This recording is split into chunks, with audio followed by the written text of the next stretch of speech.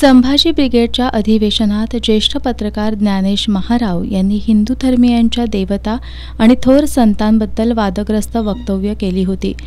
त्यांच्या या वक्तव्यामुळे श्री स्वामी समर्थ भक्तांमधून संताप व्यक्त केला जातोय। महाराव यांच्यावर कारवाई करा या मागणीसाठी श्री स्वामी समर्थ भक्तांनी जिल्हाधिकारी कार्यालयावर मोर्चा काढला। या मोर्चात शिवसेनेचे खासदार धैर्यशील माने हेही सहभागी झाले होते। धर्म आणि संस्कृतीवर जर कोणी आक्षेप नोंदवत असेल तर त्यांच्यावर कारवाई झाली पाहिजे अशी मागणी खासदार धैर्यशील माने यांनी केली आहे।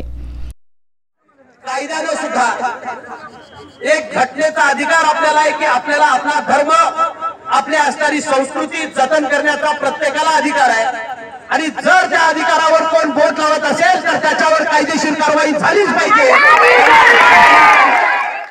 ज्ञानेश महाराव यांच्यावर कारवाई करावी या मागणीचं निवेदन खासदार धैर्यशील माने यांच्या उपस्थितीत जिल्हाधिकारी अमोल येडगे यांना देण्यात आलं। या मोर्चात धनंजय महिंद्रकर, कुलदीप जाधव, अरुण गवळी, प्रथमेश माळी, रमेश चावरे, अमोल कोरे, गुरुदेव स्वामी, अभिनंदन शिंदे आणि सुहास पाटील यांच्यासह स्वामी भक्त सहभागी झाले होते।